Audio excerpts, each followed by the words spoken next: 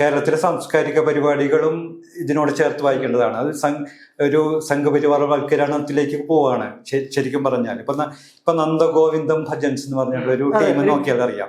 അത് മുൻപ് യേശുദാസ് ഒക്കെ പാടിയിരുന്ന വളരെ കാമുക ഭാവത്തോടുകൂടി പാടിയിരുന്ന ഈ പാട്ടുകളൊക്കെ ഒരു തരം ഭജന എന്നുള്ള രീതിയിലാണ് അവർ ആ ലളിതഗാനങ്ങൾക്ക് ഭജനകളായിട്ട്.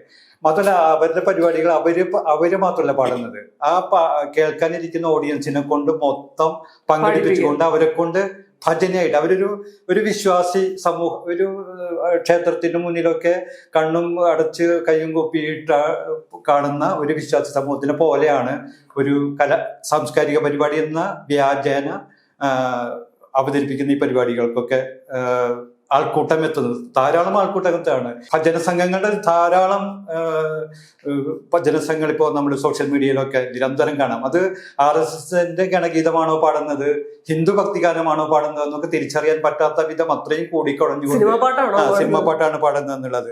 അതുപോലെ ഈ വയലിനിൽ അതിഗംഭീരമായിട്ട് വയലിൻ വായിക്കുന്ന ഗംഗാ ശശിധരൻ എന്ന് പറഞ്ഞിട്ടുള്ള ആ കുട്ടിയുണ്ടല്ലോ, ആ കുട്ടിയുടെ പരിപാടികൾ ശ്രദ്ധിച്ചാൽ അറിയാം. അത് പതുക്കെ ആ കുട്ടി ഒരു ക്ഷേത്രത്തിലെ പരിപാടി അവതരിപ്പിക്കാൻ പോകുമ്പോൾ ഒരു ചെറിയ റീല് അതിന് മുൻപായിട്ട് കൊടുക്കും.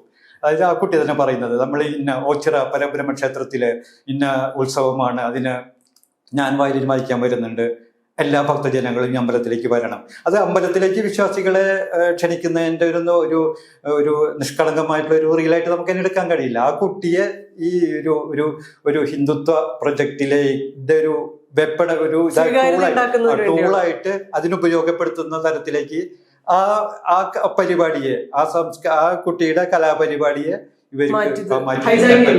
ഇത് പറഞ്ഞപ്പോ എനിക്ക് ഓർമ്മ വന്നപ്പോ ബീഹാറിൽ മൈഥിലി താക്കൂർ ഉള്ള ഒരു ഗായിക കോവിഡ് കാലത്താണ് അവർ വളരെ ആക്റ്റീവായിട്ട് ഉണ്ടായിരുന്നത്. ഫൈനലി അവരെ ഈ BJP സ്ഥാനാർത്ഥിയാക്കി.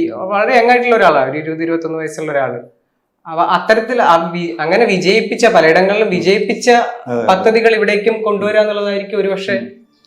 അതെ.